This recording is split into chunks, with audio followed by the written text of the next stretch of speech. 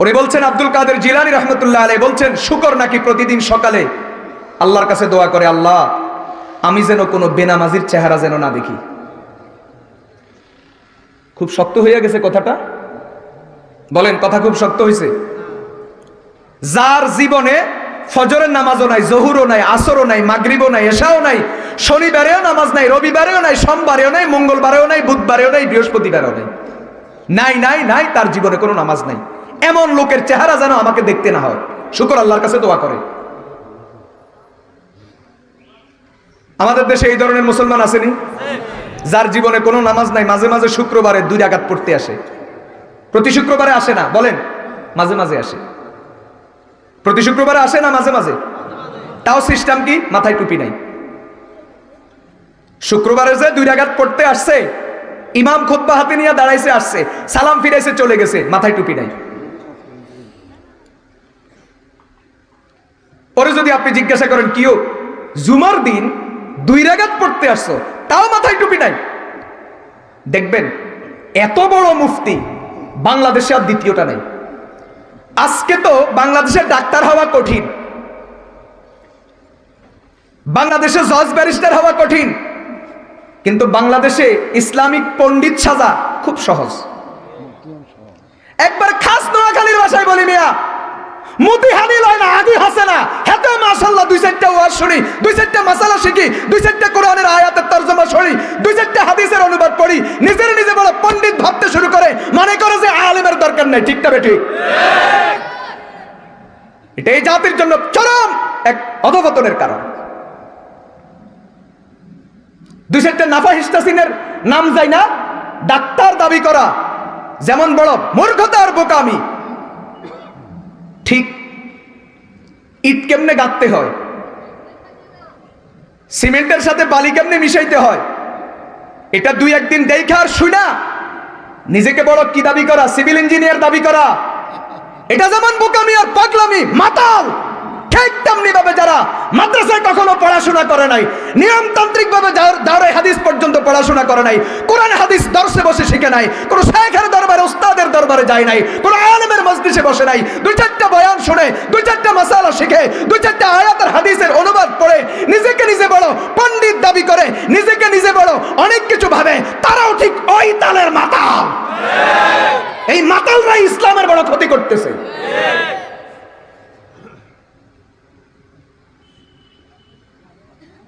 বাদশাহ হারুন রশিদ রহমতুল্লাহ আলাইহি তৎকালীন বিখ্যাত বুজুর্গ বাহলুলকে বলছে, উদ্দালানাল মাজানিন, আমার দেশে পাগল কয়টা গয়না দাও। আজ থেকে 1200 বছর আগের কথা। আমার রাষ্ট্রে পাগল কয়জন গণ? তো বাহলুল জবাব দিছে, হাজা আতওয়াল, এই লিস্টটি অনেক লম্বা হবে, ওয়ালাকিন আউদ্দুল ওকালা, জ্ঞানী কয়টা ওটা গণতে দেন। কি কইছো? আমি দেখতেছি আপনার দেশে আপনি সহ বেগুন পাগল। 1200 বছর আগে যদি দুনিয়াতে পাগলের সংখ্যা বেশি হয়, এখন 1200 বছর পরের পরিণতি কি? সবাই নিজেকে নিজে পণ্ডিত ভাবতে শুরু করে, সবাই মনে করে আমি অনেক কিছু জানি, অনেক কিছু বুঝি। আজকে সারা পৃথিবীর যত বাতিল আছে, সারা পৃথিবীর যত দ্বীনের দুশমন আছে, সবাই টার্গেট আলেমদেরকে অপমান করো, আলেমদেরকে হেয় করো, আলেমদেরকে ছোট করো। এটা শয়তানের এক গভীর ষড়যন্ত্র। শয়তান বুঝে যে পর্যন্ত উম্মতের অন্তরে আলেম ওলামার প্রতি মহাব্বত থাকবে, ওই পর্যন্ত আমি উম্মতকে গোমরাহ করতে পারবো না। উম্মতের অন্তরে যখন আলেম ওলামার প্রতি বিদ্বেষ সৃষ্টি হবে, তখন আমি উম্মতকে ধৈরা ধৈরা টাইনা টাইনা জাহান্নামে নিতে পারবো। প্রসঙ্গই যখন এসে গেল, 2-4টা কথা বলে দিই, বলবো। তবে কথা খেয়াল রাখবেন, ওই যে সপ্তাহে 2 রাকাত পড়তে আসে টুপি ছাড়াই, কথাটা খেয়াল রাখবেন, কথাটা এখান থেকে আসছে। হযরত আলী রাদিয়াল্লাহু তাআলা আনহু, আল্লাহর নবীর প্রসিদ্ধ সাহাবী, তিনি কি বলছেন শুনবেন। তিনি বলছেন, মানিস্তাখাফফা বিল উলামা যাহাবাত আখিরাতুহু, যে কোনো আলেমকে অপমান করবে, আলেমের প্রতি বিদ্বেষ রাখবে, আলেমকে তুচ্ছ করবে, আল্লাহ পাক রব্বুল আলামিন তার আখিরাতকে বরবাদ করে দিবে, এবং তার ব্যাপারে আশঙ্কা আছে সে বেঈমান হইয়া মরবে। যত বড় হাজী সাহেব গাজী সাহেব হও না কেন, তাহাজ্জুদ গুজার হও না কেন, যদি আলেম বিদ্বেষী হও, তো শেষ পরিণতি বেঈমান হইয়া মরা লাগবে। হযরত আলী রাদিয়াল্লাহু তাআলা আনহু এই কথাটাকে আব্দুল্লাহ ইবনে মুবারক রাহমাতুল্লাহ আলাইহি আরেকটু লম্বা করছেন। মান ইস্তাখাফফা বিস সুলতানি যাহাবাত দুনিয়াহু ওয়া মান ইস্তাখাফফা বিল উলামা যাহাবাত আখিরাতুহু।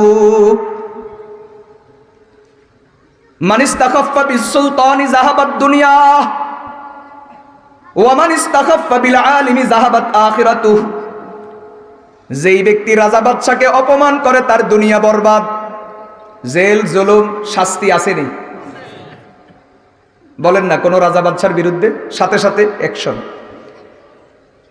ঠিক যেমনি ভাবে দুনিয়াতে বাদশার বিরোধিতা করলে দুনিয়া বরবাদ, ঠিক তেমনি ভাবে আলেমের বিরোধিতা করলে, আলেমকে অপমান করলে আখিরাত বরবাদ, আল্লাহ ছাড়বেন না। কোরআনে কারীমের একবারে প্রসিদ্ধ সূরা, সবার মুখস্থ আছে, ইন্না আতাইনাকাল কাউসার ফাসাল্লি লিরাব্বিকা ওয়ানহার ইন্না শানিআকা হুয়াল আবতার। আল্লাহ বলেন আমি আপনাকে কাউসার দিছি। ইমাম কুরতুবী রহমাতুল্লাহ আলাইহি বলেন কাউসারের অর্থ 14টা। কাউসারের অর্থ কয়টা? ইমাম কুরতুবী বলেন কাউসারের অর্থ 14টা। তার মধ্যে এক অর্থ হলো, কাউসারের অর্থ হলো আমি আল্লাহ আপনাকে রুহানি সন্তান দিছি। আপনার উম্মতের মধ্যে রুহানি সন্তান মানে আলেমরা। আল্লাহ নবীজিকে বলেন যদিও আপনার ওরসজাত কোনো সন্তান নাই, আপনার ওরসজাত ছেলেদেরকে যদিও আমি মৃত্যু দিয়া দিছি, একজনকেও আমি বালেগ হওয়া পর্যন্ত, ম্যাচিউর হওয়া পর্যন্ত রাখি নাই, কিন্তু আমি আপনার ওরসজাত সন্তান নিয়ে গেলেও কি হবে, আমি তো আপনাকে রুহানি সন্তান দিয়েছি। আপনার রুহানি সন্তান হলো কিয়ামত পর্যন্ত আপনার উম্মতের মধ্যে আলেম যারা। এই তাফসীরের সারমর্ম হলো উম্মতের উলামায়ে কেরাম সরাসরি নবীজির সন্তান। আপনার সন্তানকে কেউ আঘাত করলে যেমন আপনার কলিজায় লাগে, আপনার সন্তানকে গালি দিলে যেমন আপনার কলিজায় লাগে, দুনিয়ার কোন বড় মিয়া বড় নেতার সন্তানকে কেউ গালি দিলে যেমন তার কলিজায় লাগে এবং তার দলের কলিজায় লাগে, ঠিক তেমনি ভাবে যারা দুনিয়াতে আলেমদেরকে অপমান করবে, আলেমদেরকে আঘাত করবে, সরাসরি রওজাওয়ালা নবীজির কলিজায় আঘাত করে। কিছু বুঝতেছেন? এজন্য ইমাম ইবনে আসাকির রাহিমাহুল্লাহ তিনি তার কিতাবের মধ্যে লিখেছেন লুহুমুল উলামা মাসমুমাহ, আলেমদের গোশত বড় বিষাক্ত। আলেমদের গোশত বড় কি? উনি এটার দ্বারা বুঝেছেন গীবত। আলেমদের বিরুদ্ধে লাগা, আলেমদের অপবাদ দেওয়া, আলেমদের বিরুদ্ধে কুৎসা রটানো এটা বহুত বড় জঘন্য অপরাধ। যে করবে রব্বুল আলামিন তার গোটা জীবনটাকে তছনছ করে দিবে, বিষাক্ত করে দিবে। ইমাম হাফেজ ইবনে হাজার আসকালানী রহমতুল্লাহ আলাইহি, যিনি বুখারী শরীফের ব্যাখ্যা গ্রন্থ ফাতহুল বারী লিখে গেছেন 15 খণ্ড, হাফেজ ইবনে হাজার আসকালানী বলছেন আমি নিজে দেখেছি ইয়ামানের একজন আলেম, খেয়াল করবেন, ইয়ামানের একজন আলেম, সে একজন বিখ্যাত আলেমের বিরোধী ছিল। ওই আলেমের নাম সংক্ষেপে আমাদের উলামায়ে কেরাম তালেবুল ইলমরা চিনবেন, ইমাম নববী রহমতুল্লাহ আলাইহি, যিনি সহিহ মুসলিমের ব্যাখ্যা গ্রন্থ লিখে গেছেন, হাদিসের কিতাব রিয়াজুস সালিহিন লিখে গেছেন, যিনি শাফিঈ মাযহাবের একজন বড় ফকিহ ছিলেন, ফিকহের কিতাব লিখে গেছেন শাফিঈ মাযহাবের। হাফিজ ইবনে হাজার আসকালানী বলেন ইয়ামানের ওই লোকটা, ওই আলেমটা ইমাম নববীর বিরুদ্ধে ছিল। তো তার মৃত্যুর পরে আমরা তাকে দেখতে গেছি, দেখতে যাওয়ার পরে আমরা দেখি মৃত্যুর পরে আল্লাহ তার চেহারাটাকে বিকৃত করে দিছে, কুকুর আর বানরের মতো করে দিছে, আর তার জিহ্বাটা কালো হয়ে বাইর হইতে হইতে থুতনি পর্যন্ত বাইর হইয়া গেছে। হাফিজ ইবনে হাজার আসকালানী মন্তব্য করেন যে আলেম হইয়াও একজন আলেমের বিরোধিতা করার কারণে যদি তার এই পরিণতি হয়, নন আলেম যারা, সাধারণ পাবলিক যারা, ওরা যদি আলেমের বিরুদ্ধে লাগে, না জানি তাদের পরিণতি কত ভয়াবহ হবে। আপনি ভাই আলেমের ওয়াজ ভালো লাগে না, আলেমের ফতোয়া ভালো লাগে না, ভিন্ন কথা, চুপ থাকেন, মুখ খুলবেন ধ্বংস হইয়া যাবেন। এজন্য ইমাম কারাকি রহমতুল্লাহ আলাইহি তিনি বলেছেন, দুনিয়াতে কোনো গুনার কারণে আমি কুফরি অবস্থায় মৃত্যুবরণের আশঙ্কা করি না, কিন্তু কোনো আলেমের বিরুদ্ধে লাগলে আমি ওই মুসলমানের বেঈমানির উপরে, কুফরির উপরে মৃত্যুবরণের আশঙ্কা করি।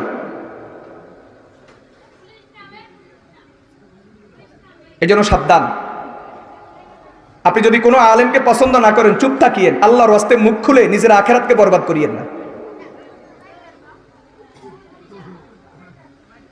এজন্য নবীজি সাল্লাল্লাহু আলাইহি ওয়াসাল্লামের একটা হাদিস, মুসনাদ আহমদের বর্ণনা,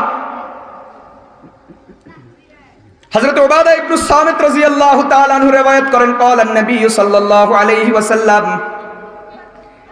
লাইসা মিন্না মান লাম ইয়ারহাম সাগীরানা ওয়া লাম ইউক্কির কাবীরানা ওয়া লাম ইয়ারিফ লিআলিমিনা হাক্কাহু।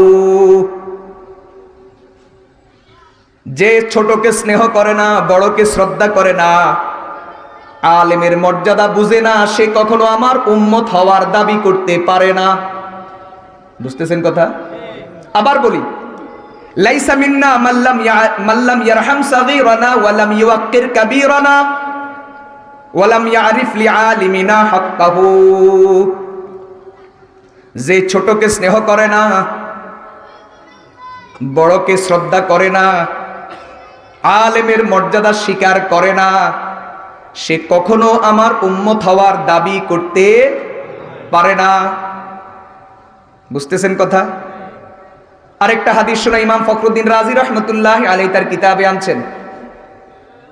ইমাম তাবরানী রহমতুল্লাহি আলাইহি আল মুজামের মধ্যে উল্লেখ করেছেন, নবীর প্রিয় সাহাবী হযরত আবু মুসা আশআরী রাদিয়াল্লাহু তাআলা আনহু riwayat করেন, قال النبي صلى الله عليه وسلم ان الله يبعث العباد يوم القيامه। আল্লাহ কিয়ামতের দিন সব মানুষগুলোকে হিসাবের জন্য দাঁড় করাবেন। সুম্মা ইউমাইয়িজুল উলামা, এরপরে আলেমদেরকে পৃথক করবেন, পর্দা টানাইবেন, পর্দার আড়ালে নিয়ে যাবেন আলেমদেরকে। কেন? আলেমদের বিচার প্রকাশ্যে হবে না, গোপনে হবে। যেখানে আল্লাহ পাক আলেমের দোষ লুকাইবেন, আর তুমি কোন আলেমের দোষের তিলকে তাল বানাইয়া, তালকে পাহাড় বানাইয়া তুমি ইউটিউবে ব্যবসা জমাইছো, আল্লাহর গজব পড়বে তোমার উপরে। ঠিকের আওয়াজ এত ছোট কেন? এখনো হয় না, আবার বলি, যেখানে রব্বুল আলামিন কিয়ামতের ময়দানে আলেমের বিচার প্রকাশ্যে করবেন না, কোন আলেম ফেরেশতা না, তারও দোষ আছে, কিন্তু রব্বুল আলামিন কিয়ামতের ময়দানে এই পদ্ধতি গ্রহণ করবেন, আলেমের বিচার প্রকাশ্যে করবেন না, আলেমের বিচার আলাদা আড়ালে করবেন। তার মানে আল্লাহ নিজেও আলেমের দোষকে লুকাবেন। আর সেই জায়গাতে তুমি আলেমের দোষ খোঁজার তালে থাকো। দুনিয়াতে কত চোর, কত বাটফার, কত লুচ্চা, কত জেনাকার, কত বদমাশ, ওটা নিয়ে তোমার মাথা ব্যথা নাই। কোন আলেম কখন কি বলে, 2 ঘন্টা 2.5 ঘন্টা 3 ঘন্টার ওয়াজে কখন কোন কথা বেখেয়ালে মুখ দিয়া বের হয়ে যায়, তুমি ওইটার বিরুদ্ধে লাগো, তিলকে তাল বানাও, তালকে পাহাড় বানাও, আর ওইটাকে দিয়া তুমি ব্যবসা করো। আল্লাহর গজব নাজিল হওয়ার জন্য প্রস্তুত থাকো।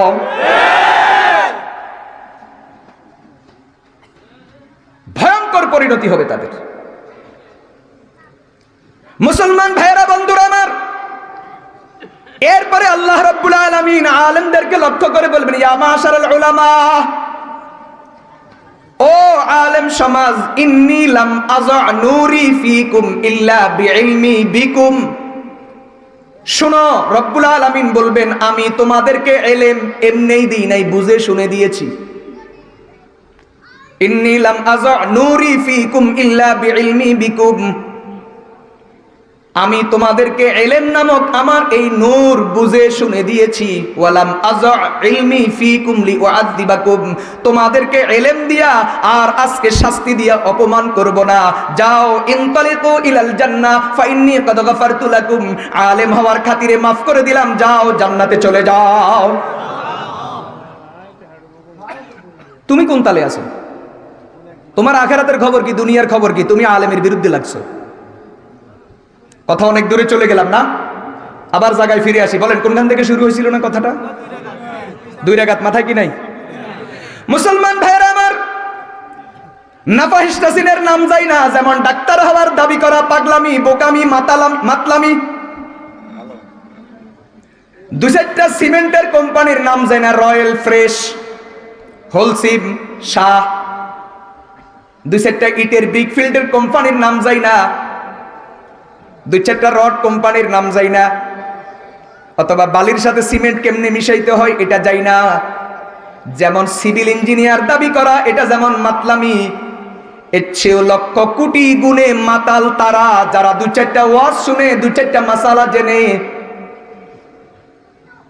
যারা দুই চারটা আয়াতের অনুবাদ শিখে, হাদিসের তরজমা শিখে, যারা নিজেদেরকে বড় ইসলামিক স্কলার আর পণ্ডিত ভাবতে থাকে। ঠিক তবে ঠিক মুসলমান ভাইয়েরা আমার, সপ্তাহে 2 রাকাত মাথায় টুপি নাই। যদি জিজ্ঞাসা করো মাথায় কেন টুপি নাই, জবাব দিয়া দিবে, আরে টুপি মাথায় দেওয়া সুন্নতে না, টুপি না দিলেও নামাজ হইয়া যায়। আসেনি এরকম মুফতি? আসেনি? নোয়াখালীর ভাষায় কয় মুতি হানি লয় না, আগি হসে না।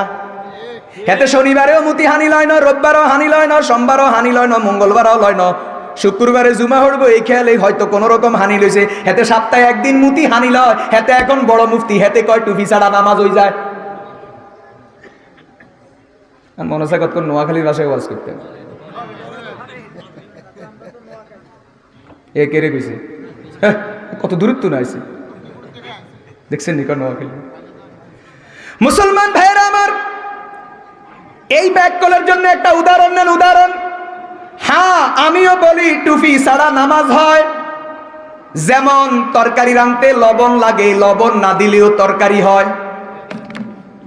ভালো করে শোনেন, টুপি ছাড়া নামাজ হয়।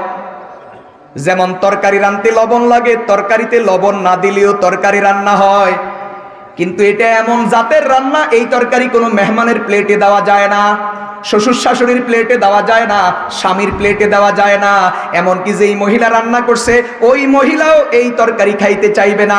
ঠিক তেমনি ভাবে ও ব্যাককলের জাত ব্যাককল, টুপি ছাড়াও নামাজ হয়, কিন্তু এমন নামাজ যেই নামাজ কিয়ামতের ময়দানে মিজানে ওজন দেওয়া হবে না, মেলামারি ফেলাই দিবে। ঠিক এত ছোট কাজ, আরো জোরে কর।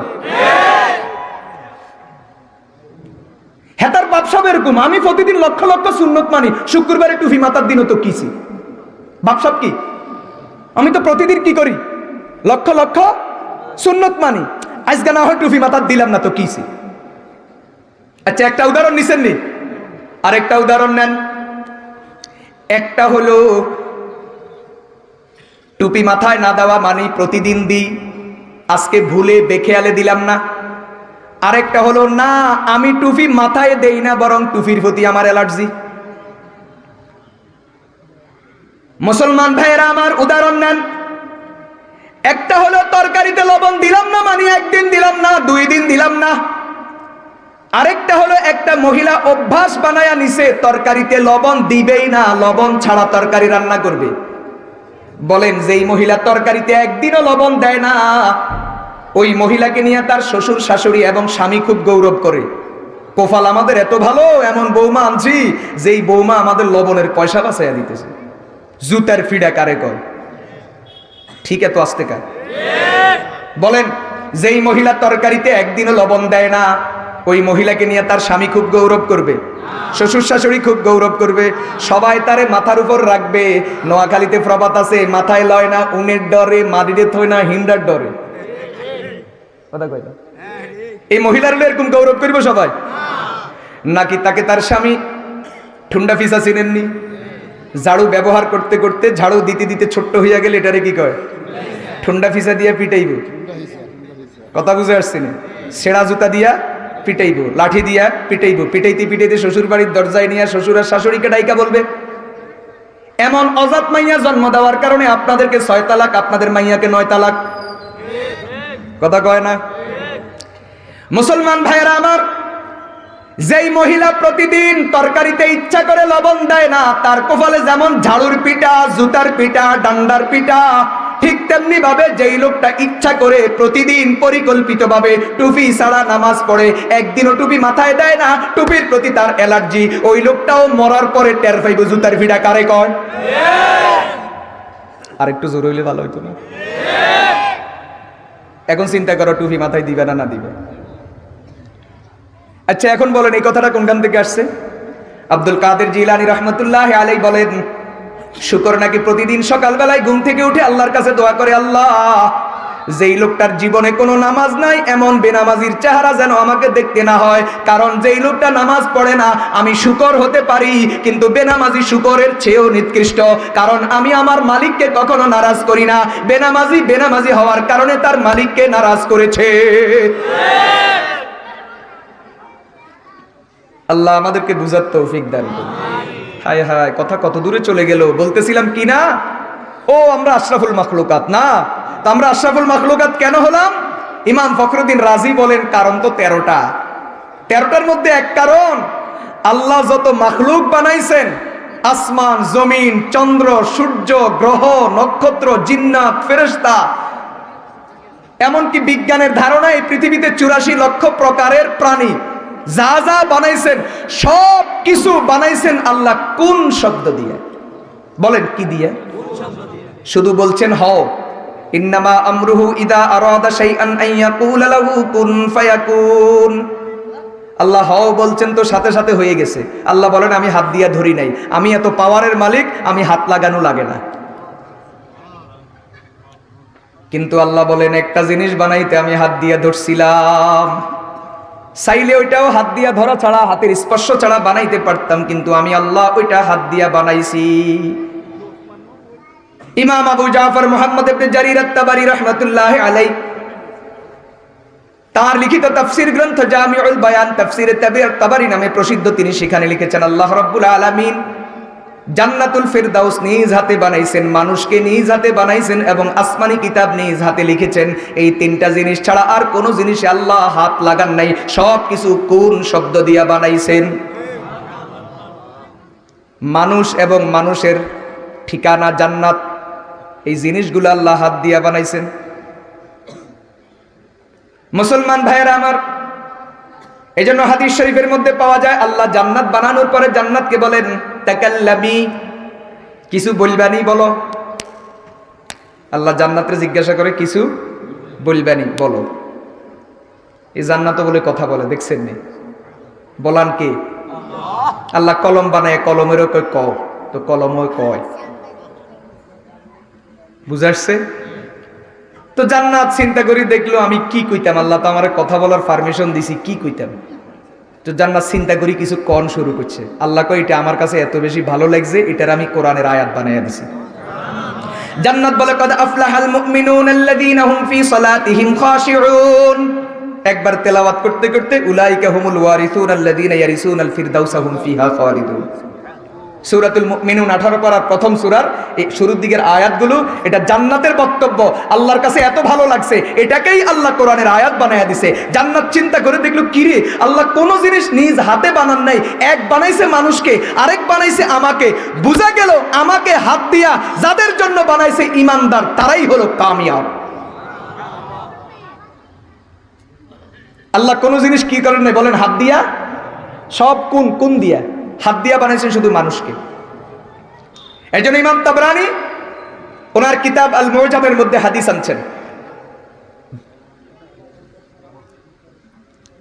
আল্লাহর নবী সাল্লাল্লাহু আলাইহি ওয়াসাল্লাম ইরশাদ করেন ফেরেশতারা একদিন আল্লাহর কাছে কিছু প্রস্তাব নিয়ে আসছে, দাবি। বলেন কি নিয়ে আসছে? ক্বালাতিল মালাইকাতু ইয়া রাব্বানা ইন্নাকা আতাইতা বানি আদামাদ দুনিয়া। ফেরেশতারা একদিন আল্লাহর কাছে বলে, ও রব, আপনি তো আদমের সন্তানদেরকে দুনিয়া দিছেন। আল্লাহ কয় কেমনে? কয় ইন্নাহুম ইয়াকুলুনা ওয়ালা নাকুলু, ওরা খায় আমরা খাই না। ফেরেশতারা খায়নি। ওয়া ইয়াশরাবুনা ওয়ালা নাশরাবু, তারা পান করে আমরা পান করি না। ওয়া ইয়াতাযাওয়াজুনা ওয়ালা নাতাযাওয়াজু, তারা বিয়ে করে আমরা বিয়ে করি না। ওয়া ইয়াতানাআমুনা ওয়ালা নাতানাআমু, তারা দুনিয়ার ভোগ বিলাস গ্রহণ করে আমরা করি না। ওয়া নাহনু নুসাব্বিহু বিহামদিক, আমরা সব সময় আপনার তাসবিহতে লিপ্ত থাকি। আল্লাহ কয় কথা তো সুন্দর, তখন কিতাম কো। ফেরেশতারা কয় অতএব ফাজআল্লাহুমুদ দুনিয়া ওয়া লানাল আখিরা, দুনিয়া তাদেরকে দিয়া দেন, আখিরাতে জান্নাতটা আমাদেরকে দেন। সুন্দর প্রস্তাব না? দেখবেন বহু যুক্তির পিছনে অযুক্তি কাম করে। আল্লাহ রাব্বুল আলামিন সাথে সাথে জবাব দিলেন লা আজআলু মান খালাকতুহু বিয়াদাইয়া কামান কুলতু লাহু কুন ফাকান। আল্লাহ কি জবাব দিবেন শুনেন। রব্বুল আলামিন বলেন যেই মাখলুককে আমি নিজ হাতে বানাইছি, কখনো আমি ওই মাখলুকের সমান মর্যাদা ওই মাখলুককে দিতে পারি না যেই মাখলুককে আমি নিজ হাতে বানাই নাই, শুধু কুন বলছি আর হইয়া গেছে। অতএব আমার ফয়সালা শুনো। তোমরা তো দাবি করছো আদম সন্তানকে দুনিয়া দিতাম, তোমাদেরকে আখিরাত দিতাম। এখন আমার ফয়সালা শুনো, আমি আদম সন্তানকে দুনিয়া যেইভাবে দিছি, ঈমান নিয়ে যদি আসতে পারে তাহলে আমি তাদেরকে প্রত্যেককে কমপক্ষে 10 দুনিয়া করে করে জান্নাত দেব। শুধু তা নয়, আমার ফয়সালা আদম সন্তান হবে জান্নাতের মেহমান, আর তোমরা হইবা জান্নাতের দারোয়ান। মেহমানের দাম বেশি না দারোয়ানের দাম বেশি? কথা কয় না। মেহমানের দাম বেশি না দারোয়ানের দাম বেশি? আল্লাহ রাব্বুল আলামিন বলেন, এখন আমার সিদ্ধান্ত শুনে নাও, আদম সন্তান হবে জান্নাতের মেহমান, আর তোমরা হইবা জান্নাতের দারোয়ান। এজন্য ওরা শুধু গ্রামের ভাষায় কি কয়, দোয়া আলী করেন নি কয়, ওরা শুধু দোয়া আলী করিব, ফেলে টাকাই দিব, নুনের বাড়ি আগাই দিব, আর ইমানদাররা বইবে শুধু মুস মারি মারি এক বসায় 80,000 প্লেট করি খাইব। এই জন্য আল্লাহ মানুষকে আশরাফুল মাখলুকাত বানাইছেন। আল্লাহু আকবার বলেন। এই 13টার সংক্ষেপে একটার কথা বললাম, এটাও খুব সংক্ষেপ করছি, এটার ভিতরে আরো অনেক কথা আছে। তাহলে বলেন আমরা আশরাফুল মাখলুকাত হলাম তো? কেন? আল্লাহ আমাদেরকে সবচেয়ে বেশি ভালোবাসা, মোহাব্বত, দয়া, মায়া আমাদের প্রতি সবচেয়ে বেশি দিয়েছেন, এবং দিয়া আমাদেরকে নিজ হাতে ধরে ধরে টিপে টিপে বানাইছেন। এই জন্য আমরা আশরাফুল মাখলুকাত। এই কথাটার একটা তাতিম্মা বাকি থাকে। ইমাম ফখরুদ্দিন রাজি সূরা বাকারার তাফসিরে আনছেন, এটার পিছনে আরেকটা কারণ আছে। আল্লাহ পাক রব্বুল আলামিন আদম আলাইহিস সালামকে ফেরেশতা দিয়ে সেজদা করাইছেননি। তাফসীর বলে যদিও ফেরেশতারা আদমকে সেজদা করছে, ফাসাজাদাল মালায়েকাতু কুল্লুহুম আজমাউন ইল্লা ইবলিস আবা আন ইয়াকুনা মা'আস সাজিদিন। অন্য আয়াত আছে আবা ওয়াস্তাকবারা ওয়া কানা মিনাল কাফিরিন। লম্বা আলোচনা। যদিও সরাসরি আয়াত বলে ফেরেশতারা আদমকে সেজদা করছে আর আল্লাহ ফেরেশতাদেরকে নির্দেশ দিয়েছেন, কিন্তু তাফসীর বলে আল্লাহ শুধু ফেরেশতাকে নির্দেশ দেন নাই, বরং ফেরেশতা সহ আরো যত মাখলুক আছে সকল মাখলুককে, জিন জাতি সহ সকলকে আল্লাহ নির্দেশ দিয়েছেন আদম আলাইহিস সালামকে সেজদা করার জন্য। বাকি আয়াতে ফেরেশতার কথা কেন বলছে? তো কারণ মানুষ সৃষ্টির আগ পর্যন্ত সকল মাখলুকের মধ্যে ফেরেশতাই হলো শ্রেষ্ঠ। তো বড় হুজুর যদি সেজদা করে, ছোট হুজুররা যাইব কই? কথা কয়টা? এই জন্য এখন আরেকটা হাদিস মনে আসছে, কইতাম নি?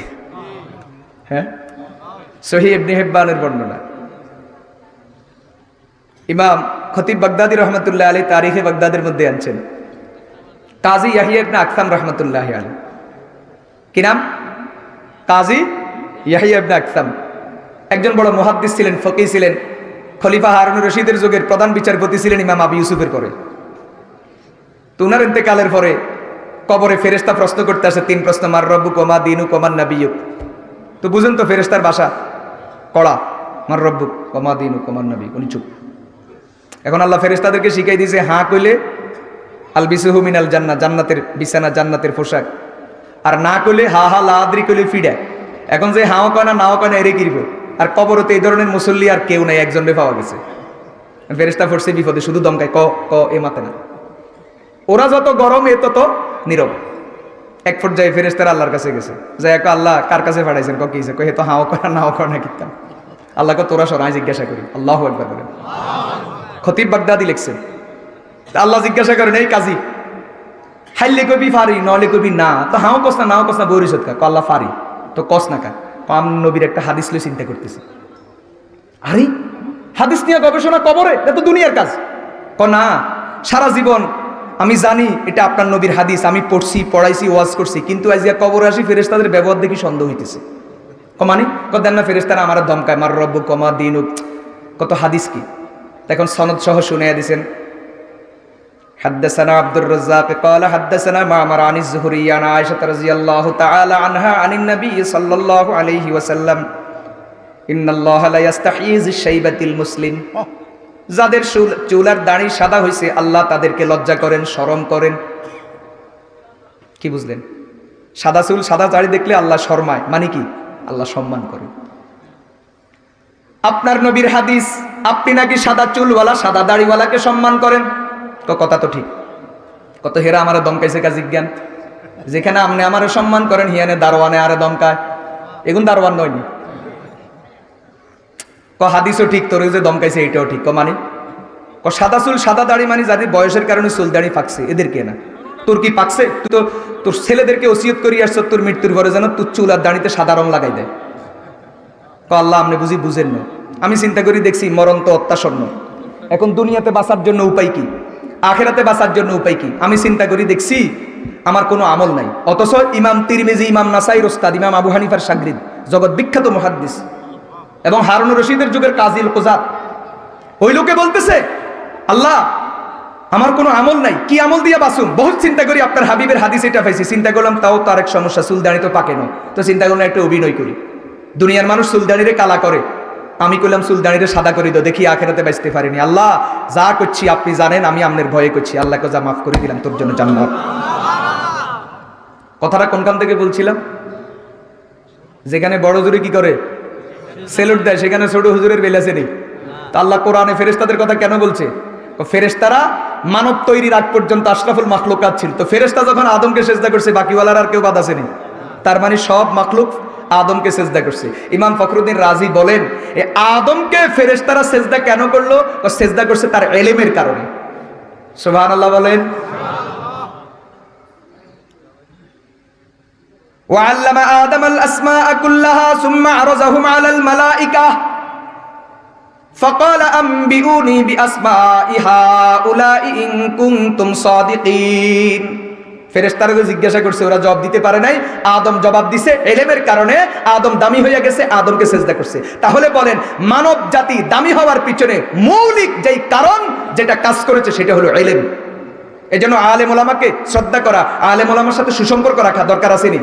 এটা আমাদের জন্মগত বিষয়, জন্মগত ইলমের সাথে আলেম ওলামার সাথে সম্পর্ক রাখা এটা জন্মগত বিষয়। আল্লাহ তৌফিক দান করুন।